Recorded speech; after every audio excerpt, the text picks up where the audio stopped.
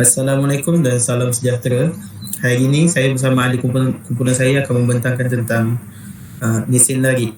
Nama saya Muhammad Hasif Ali bin Jumi, bernombor kad metrik 23 DKM 19F 2016. Saya Muhammad Daniel Maja bin Muhammad Badri. Saya bernombor kad metrik 23 DKM 19F 2018. Okey, bagi pensyarah untuk bengkel kami iaitu bengkel mesin ialah Puan Samsia binti Syaban dan juga Puan Saifah Masfuza binti Salan. Okay, tanpa meninggalkan masa saya akan mulakan. Bagi operasi melari, kita ada yang saya dapat adalah 6, iaitu straight turning, melari lurus, facing turning, melari permukaan, grooving, melurah, straight cutting, membenang, drilling, gerudi dan juga boring, iaitu menggeret. Okey, bagi straight turning, mata alat digunakan untuk memotong di sisi benda kerja dengan kedalaman potongan yang sedikit dan panjang pemotongan yang telah ditetapkan. Tujuannya adalah untuk mengecilkan saiz diameter benda kerja dan membentuknya mengikut pergerakan mata alat tersebut. Operasi selain daripada melari lurus, ia juga digunakan untuk menghasilkan operasi larikan bertangga, iaitu step turning, tirusan, tapers, chamfer dan counter. Okey. Untuk facing turning, iaitu melari permukaan, mata alat memotong dari sisi benda kerja sehingga ke bahagian tengah permukaan benda kerja. Tujuannya adalah untuk meratakan permukaan benda kerja daripada bentuk permukaan yang menggerutu hasil kesan pemotongan yang menggunakan gergaji. Kedalaman pemotongan begini hanya nipis sahaja. Sekiranya tidak melakukan operasi facing ini, benda kerja tidak akan mempunyai satu datum ataupun permukaan rujukan untuk proses pengukuran. Bagi grooving, iaitu melurah, mata alat menghasilkan lurah di tengah-tengah bahan kerja. Biasanya operasi melurah digunakan untuk menghasilkan bahan kerja seperti takal ataupun puli untuk pengunci. Bagi straight cutting, iaitu membenang, mata alat pemotongan untuk membenang biasanya bersujud 60 darjah. Membenang ini juga dinamakan sebagai membenang luar kerana membenang yang dihasilkan adalah pada permukaan luar bahan benda kerja di dalam industri. Kita namakannya sebagai bolt untuk buat trik. Okey, drilling. Itu gerudi. Gerudi merupakan proses menebuk lubang pada bahan kerja, ianya menggerudi pada pusat tertengah benda kerja. Mata alat gerudi tidak berputar seperti operasi gerudi di mesin gerudi. Ini kerana bahan kerja yang berputar pada spindle. Okey, untuk operasi boring, iaitu menggeret, dia adalah proses membesarkan lubang yang telah digerudi. Ini biasanya berlaku apabila drill dan mata alat melubang pada saiz yang dikehendaki tidak dapat diperoleh pada ketika itu. Kadang-kadang kita juga perlu menghasilkan step boring, iaitu menggeret bertangga di dalam bahan kerja tersebut. Okey, ini adalah langkah-langkah keselamatan ketika di dalam bengkel ataupun ketika operasikan mesin. Pertama, sentiasa memakai cermin mata keselamatan dan sarung tangan semasa mengendalikan mesin lari. Yang kedua, elakkan memakai barang-barangan perhiasan seperti cincin, rantai, jam tangan dan sebagainya ketika mengendalikan mesin. Yang ketiga, pastikan mesin berada dalam keadaan yang sempurna sebelum memulakan operasi. Dan yang keempat, matikan suis kuasa sepenuhnya setelah mesin tidak digunakan lagi. Okey, untuk slide yang seterusnya saya akan serahkan kepada Daniel. Alright, terima kasih Bob. Di sini adalah gambar rajah menunjukkan tugasan praktikal seperti kebiasaan untuk melakukan tugasan melari menggunakan leg machine. Sekejap Bob, tengok balik. Okey, jadi dari situ kita boleh nampak yang di spesimen tersebut ada menandakan sesuatu dot untuk kita untuk dijadikan sebagai ukuran ataupun tanda sebelum kita memulakan kita punya proses melari. Okey, slide dulu. Okey, langkah-langkah kerja. Di sini saya akan terangkanlah lebih lanjut mengenai langkah-langkah kerja. Alright. Okey. Langkah yang pertama, melari itu menggunakan mata alat yang dihaskan untuk membuat kerja-kerja melari, iaitu Langkah pertamanya adalah melaras mata alat pada tempat yang betul, iaitu sama tinggi dengan pusat bahan kerja, iaitu di bahagian kita akan menggunakan mata alat tersebut. Mata alat tersebut diletakkan dengan paras yang sama dengan kita punya spesimen. Jadi ini lebih mudah dan lebih efektif lah untuk menjalankan kerja. Dan facing operation untuk mendapatkan panjang bahan kerja. Pastikan bahan kerja diikat kuat pada cak mesin, dan pusingan cak perlulah melawan arah jam. Perlulah diikat kuat dan kena lawan arah jam. Jadi turning operation perlu mengukur berapa saiz kedalaman yang perlu dibuang untuk bahan kerja dengan menggunakan vernier caliper. Jadi apa-apa ukuran, sebelum kita memulakan apa-apa, kita mesti gunakan measurement, membuat suatu measurement menggunakan vernier caliper. Jadi okey, seterusnya. Alright, drilling operation perlulah dimulakan dengan center drill.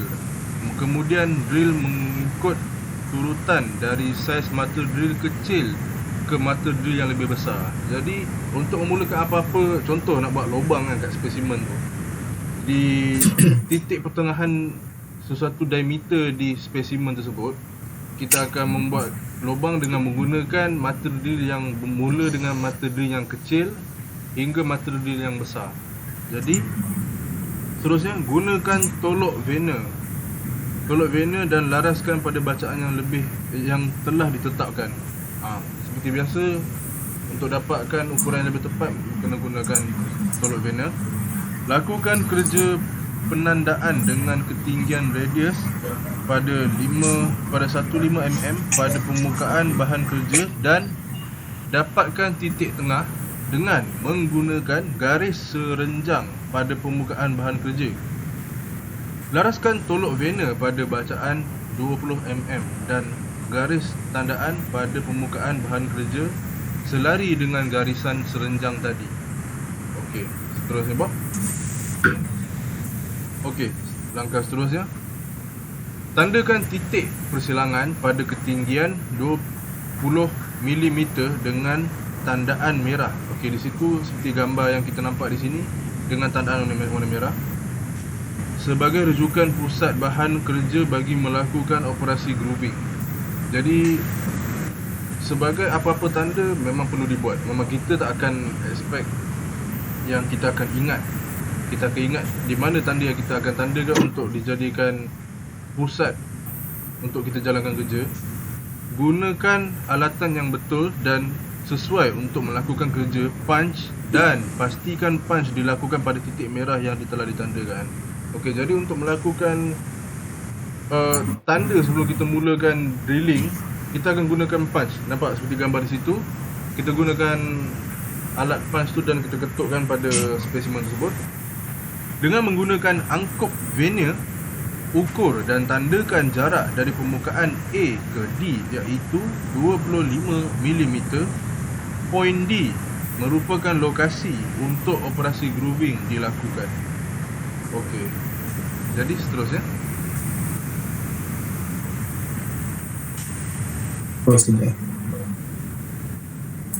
Okey, masukkan bahan kerja pada rahang.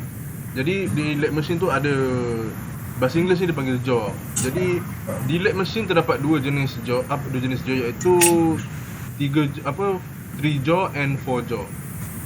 Jadi di sini yang kita tunjukkan iaitu menggunakan 4 jaw punya lathe machine holding dia. Masukkan bahan kerja pada rahang cang. Operasi grooving operasi grooving untuk bahan kerja yang tidak mempunyai titik pusat tengah perlu menggunakan 4 jaw cak. Okey, seterusnya gunakan tailstock untuk memegang bahan kerja pada pusat yang bertanda merah untuk memastikan bahan kerja berada di dalam keadaan stabil. Jadi kan lathe machine tu kan ada jaw pegang bahan, contoh dia pegang bahan, lepas tu dia ada tolak. Jadi di tolak tu supaya spesimen ni tetap steady dan tak bergoyang. Bila mata alat kena, so kalau satu saja yang pegang, mata alat kena, mungkin bergoyang, mungkin ada risiko lain, mungkin spesimen akan terkena dekat pengguna, kepada kita lah contohnya. Jadi perlu ada benda yang steady untuk mengekalkan posisi spesimen. Okey.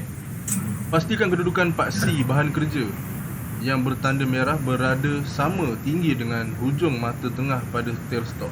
Jadi untuk seperti di sini kita tandakan di bahan kerja, iaitu spesimen tu kita tandakan di pusatnya, di tempat yang kita hendakkan. So tailstock tersebut perlu dititikkan pada situ. Jadi prosesnya pada prosedur yang kita perlukan lah. Terusnya, letakkan mata alat grooving seperti berikut pada tool post dan laras ketinggian mata alat sama tinggi dengan mata tengah pada tailstock. Okey, seperti gambar di situ kita boleh nampak kan. Okey. Gerakkan pada alat dekat dan menyentuh permukaan bahan kerja pada jarak jejari paling besar dari titik pusat bahan kerja yang berwarna merah. Okey. Lakukan kerja grooving sehingga mendapat kedalaman 3 mm mengikut kita punya practical task tu. Okey, seterusnya. Okey, di sini adalah link YouTube untuk proses yang lebih realistik lah. Jadi di sini pembentangan kami mengenai secara ulasan secara lisan, dan di sini kami sertakan link YouTube untuk kita lihat video proses dengan lebih jelas dan sebagainya. Okey, sekian, terima kasih. Jadi kesimpulannya di sini saya ingin usulkan lathe machine ni adalah mesin yang digunakan untuk melarik spesimen bahan kerja yang berbentuk silinder tau. Berbentuk silinder, iaitu di kebanyakan syarikat kilang-kilang yang membuat parts enjin kapal. Banyak kegunaan dia. Banyak kegunaan yang juga, contohnya seperti kincir angin. Kincir angin tersebut dia menggunakan tapi kat sana dengan skala yang lebih besar lah. Mereka menggunakan skala yang lebih besar lah. Dan ada yang macam bahan-bahan yang lain juga menggunakan CNC. Jadi lathe machine ni adalah kegunaannya untuk bahan-bahan kerja yang khusus, dalam tujuan-tujuan yang khusus. Okey, sekian daripada kami. Terima kasih dan Assalamualaikum. Terima kasih.